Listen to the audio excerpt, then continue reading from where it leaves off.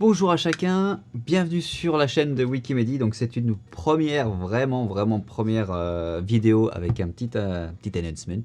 Moi je vous dis merci d'être là, merci d'avoir attendu pour ceux qui ont attendu d'arriver à 100 abonnés. On n'est pas aux 100 abonnés, mais c'est pas grave, on fait la vidéo quand même. Et donc voilà, en tout cas Wikimedy ça va être une chaîne où on va parler un peu de plein de choses, hein, comme wiki ou autre chose. Voilà, il va y avoir sur l'high-tech, il va y avoir sur l'univers Mac, il peut y avoir sur la littérature. Vous pouvez voir certaines choses un peu derrière. Sur aussi tout ce qui va être design, communication, stratégie de com, branding, etc. Il va pouvoir y avoir des vidéos sur comment vous avez changé pendant ce confinement, vos habitudes de travail. Moi, personnellement, je suis allé sur un autre marché que je connaissais un petit peu, mais que je n'avais pas vraiment mis les mains dedans. Et c'est le marché de la régie vidéo. Alors la régie vidéo, vous pouvez le voir là-haut, vous voyez ici une ATEM Mini Pro. Certains connaissent ces petits boîtiers là. C'est la marque Blackmagic Design. Et c'est un mélangeur, switcher donc, de flux vidéo sur lequel vous pouvez mettre tout ce qui va être caméra, ordinateur, console de jeux vidéo, deux entrées micro en 3.5. Bien sûr, vous pouvez balancer ça sur Zoom, sur OBS, sur Midjitsi, sur tout ce qu'on utilise en ce moment, sur Team, etc. Voilà, et bien sûr contrôler ça sur Internet. Et ce mélangeur est intéressant parce que vous pouvez en même temps enregistrer sur un disque dur externe, mais aussi envoyer sur YouTube, Facebook et toutes les plateformes de stream. L'utilisation, ça a décollé avec ce confinement. Ça va être pour des concerts plus en présentiel, hein, bien sûr, tout en distanciel. Ça va être pour des assemblées générales, des conférences d'entreprise, des conférences en tout genre, les églises. Il y a énormément de domaines d'application dans lesquels nous utilisons ce petit boîtier régie vidéo qui est franchement transportable rapidement. Mais comme ce petit boîtier, il y a 3 modèles, hein, ATEM Mini qui n'envoie pas en direct, ATEM Mini Pro qui est celle-ci qui envoie en direct, et ATEM Mini Pro ISO qui enregistre des flux que vous pouvez retravailler sur DaVinci Resolve, qui est pratique. Mais souvent, c'était assez limité. Alors pour la plupart des gens, c'est vraiment l'outil qui va répondre à leurs besoins. C'est-à-dire vous mettez une ou deux caméras, souvent vous allez mettre un autre ordinateur pour pouvoir envoyer un flux vidéo, par exemple une keynote, un PowerPoint, etc. Et vous gardez une quatrième pour mettre peut-être un autre ordinateur ou un multimédia pour envoyer des vidéos, envoyer des visuels, etc. Par exemple, pour certains endroits, ils vont rajouter une entrée pour rajouter des champs, rajouter du texte, ce qu'on appelle des overlays par-dessus la vidéo. Donc ça, c'est assez intéressant. On peut l'utiliser aussi pour ce qui va être des conférences Zoom. Moi, j'aime bien l'utiliser pour envoyer plusieurs intervenants Zoom en même temps, donc en faisant des habillages avec d'autres logiciels que je vous montrerai dans d'autres vidéos.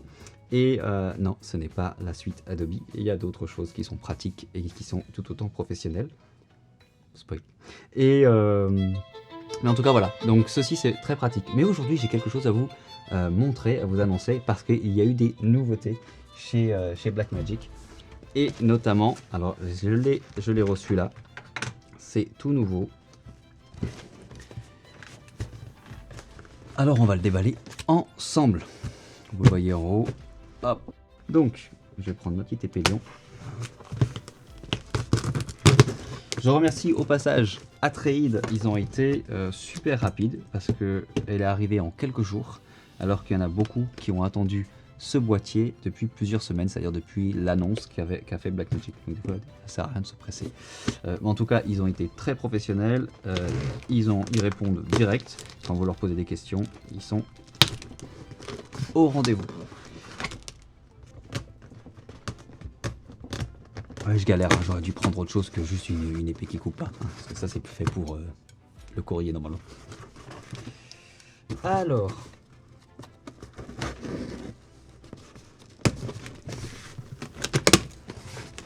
est-ce que j'y suis? Ouais, j'y suis. Il y a beaucoup de cartons là-dedans. c'est deux cartons en un. Waouh. Voilà. Alors, est-ce que vous voyez ce que moi je vois?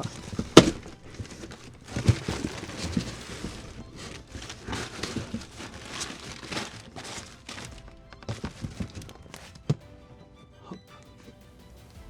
Et voilà. Donc on va la regarder ensemble. Je vais juste la déballer. Je ferai une vidéo de présentation à un autre moment.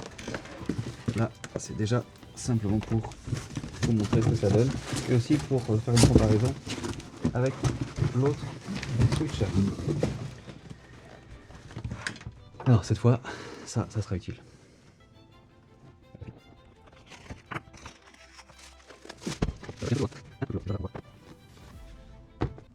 Oui, ça fait comme la photo. Alors, on l'ouvre. Ah ouais, quand même, c'est un peu plus grand. C'est un peu beaucoup plus grand. Et quand même plus lourd. Hein. Là, c'est intéressant, mais c'est beaucoup plus lourd. Vraiment plus lourd. Donc après, ici, il y a normalement tout ce qui va être... parce que Blackmagic fournit toujours ça, que ce soit avec leur caméra, que ce soit avec les mélangeurs, les différents adaptateurs pour les différents pays, hein, au niveau des adaptateurs. Et celui-ci est plus gros que l'ancien, enfin, que la petite, c'est normal. En même temps, ça demande un peu plus. Alors, donc elle est là. Donc ça, ce qui est intéressant sur ce modèle, c'est que déjà, il est plus, c'est-à-dire plus gros. Ça c'est, oui, ça c'est intéressant, on est d'accord. Mais en fait, c'est, je sais pas où mettre mes choses là. J'ai adapté. Je vous ferai une petite vidéo à un moment donné sur comment j'ai réadapté un petit studio chez moi dans mon appartement entre plusieurs bibliothèques, parce qu'il y a la tech et la bibliothèque. J'avais pas fait exprès, mais voilà. La tech et la bibliothèque. Oui, bah vous voyez un peu la taille. Hein. Là, vous voyez bien la taille entre la thème Mini Pro et la thème Extreme ISO. La thème Extreme ISO, donc, elle a 8 entrées. Elle a surtout, ce qui est important là pour le coup, c'est qu'elle a plusieurs sorties HDMI. Et ça va faire toute la différence. Pourquoi? Parce que ça permet d'envoyer sur un écran, un moniteur, le multiview de la thème avec toutes vos caméras, vos flux vidéo de stream, d'enregistrement, vos sons, etc. Et l'envoyer ailleurs. Donc ça peut être quand vous êtes dans des conférences, dans une autre salle, d'envoyer un autre flux. Vous pouvez l'envoyer aussi sur des grands écrans, sur des vidéoprojecteurs, etc. Un autre flux donc qui est à la fois qui peut être clean, ce qu'on appelle un clean feed, mais ça peut être aussi un autre multiview, ça peut être énormément de choses. Ça peut être quand vous êtes en train de faire de l'interview ou de l'enregistrement et que les gens que vous filmez ont besoin de se voir, vous pouvez leur envoyer simplement soit la caméra qui est en train de les filmer ou directement le rendu final. Ça peut toujours être sympa. Ensuite, il y a deux USB, deux USB-C, donc ça aussi c'est super important parce que sur ce modèle-là, donc c'est un modèle qui est mini parce que c'est le côté pratique. Hein. Celui-ci c'est un mini plus grand, mais celui-ci était petit, pratique et il n'y avait qu'une seule sortie USB-C. Donc cette sortie USB-C, elle permettait par exemple d'envoyer dans votre ordinateur, dans Zoom, votre caméra. Sans utiliser votre webcam parce que c'est pas du tout la même qualité, mais vous pouvez aussi envoyer toute une conférence avec différents entrées vidéo et habillage et overlay directement dans Zoom en utilisant ça. Le seul problème c'est quand vous utilisez ça dans votre ordinateur, vous ne pouvez plus enregistrer sur un disque dur externe et ça c'est dommage. Alors ce modèle là, la thème Mini Pro, enregistre en MP4 le flux que vous avez créé. Donc si vous faites un stream avec votre multivue, vos changements de caméra, ça va l'exporter en un seul fichier MP4. La version ISO donc de Extreme, mais aussi la thème Mini Pro ISO, eux vont pouvoir exporter un fichier, un dossier pardon, avec toutes vos entrées vidéo, toutes vos entrées audio et également les overlays, les habillages, tout ceci dans un fichier, là j'y arrive, DaVinci Resolve, sur lequel vous pouvez faire tout votre montage et reprendre vos coupes. Donc ça c'est aussi très intéressant. Là, ça je pense que certains l'avaient déjà dit, mais c'est bien de le mentionner. Avec ce modèle-là, avec la thème Mini Pro, pour pouvoir faire du monitoring, c'est-à-dire pouvoir entendre ce qu'on est en train de dire ou ce qu'on est en train de faire, c'était un peu casse-tête. C'est-à-dire soit vous aviez vraiment une sono à côté, donc vous écoutiez la sono mais c'était pas le flux que vous envoyez, donc, mais vraiment pour vérifier le flux que vous envoyez en stream par exemple, moi ce que je faisais c'est que j'utilisais l'écran de monitoring qui avait une sortie casque et de cet écran là je pouvais écouter le son final de ma production. Mais c'est pas pratique. Sinon, il fallait écouter sur l'iPhone ou sur l'iPad, écouter YouTube directement avec ses oreillettes avec 15 secondes d'écart. Vous voyez un peu le truc. Donc là, c'est dommage, il n'y a pas ça dessus. Mais Blackmagic a écouté un peu tous les utilisateurs, parce qu'il y en a eu beaucoup en très peu de temps, hein, avec tout ce confinement et déconfinement, etc. Et ils ont rajouté une sortie casque. Et ça, merci. Voilà, donc vous voyez un peu tout ce qu'il y a dessus. Ce qui est intéressant de noter, c'est que vous avez aujourd'hui, vous pouvez monter le son de votre casque, ce que vous n'aviez pas là, hein, c'est logique, puisqu'il n'y avait pas de casque. Jusque-là, ça va. Mais surtout, là où on va un peu plus loin, c'est qu'il y a le Picture in Pictures qui est beaucoup plus poussé ici. Vous avez également des nouvelles transitions, vous avez le choix des programmes, et notamment du Clean Feed, que vous n'aviez pas ici, qui va être intéressant. Le Clean Feed qui permet de voir sans tout ce qui va être habillage et si je ne me trompe pas avec toutes les options en plus, qui est différent du programme, hein, le programme ou le direct comme j'aime le faire. Et vous avez bien sûr le multiview. Et il y a des nouveaux boutons qu'il faudra que je vois. Le preview, je pense que ça c'est le preview mais je vois pas le... et ils l'ont rajouté. Est-ce que par exemple sur la Mini Pro, pour avoir le preview, il fallait rester appuyé sur multivue et programme pendant à peu près 3-4 secondes et vous aviez le multivue, l'aperçu qui s'affichait. Et là je pense qu'ils ont rajouté directement ce bouton, ce qui est pas mal. Vous avez bien sûr les disques que vous pouvez mettre en record. Donc ce qu'il faudra bien vérifier, c'est de savoir si c'est le A ou le B. Lequel ça communique. Leur logique c'est souvent le A, c'est-à-dire l'HDMI 1 va être piloté ici, donc l'USB A risque d'être piloté ici, je suppose. Mais après ça peut être aussi du principe où si vous branchez deux disques durs externes, quand vous passez de l'un à l'autre, lui continue l'enregistrement. Donc ça faudra tester. Au niveau du stream, donc on air ou off, ça change pas. Les keys elles sont là et là il y a les DSK.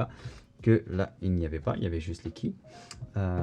Et ensuite tout ce qui va changer c'est au niveau des super sources et des macros. Les macros, souvent on utilise un petit bouton, un petit boîtier qui s'appelle comme un Stream Deck, hein, que vous avez ici, où vous pouvez enregistrer directement vos macros dedans et les envoyer. Et là vous pourrez déjà en mettre déjà 6, ce qui est plutôt bien. Voilà en quelques mots pour vous présenter cette ATEM Mini Extreme ISO qui est quand même assez grande, mais franchement elle est plus petite, ou elle fait la même taille que le MacBook, à peine plus grande que le MacBook Pro, ouais, à peu près au niveau de la longueur. En tout cas par rapport, pour vous donner des références, hein, par rapport à un clavier Mac c'est plus petit que le clavier, et par rapport à une ATEM, voilà. Ça peut vous aider en fonction de là où vous êtes, hein, pour votre agencement, tout simplement. Voilà, donc c'est intéressant. C'est quand même plus haut, hein. Elle est plus haute. Les ventilations sont sur le côté, hein, et aussi derrière. Donc je sais, parce que d'autres l'ont dit, que quand on l'allume, il y a un joli petit bruit de ventilo qu'il n'y avait pas dans celle-ci. Donc ça en a rassuré beaucoup.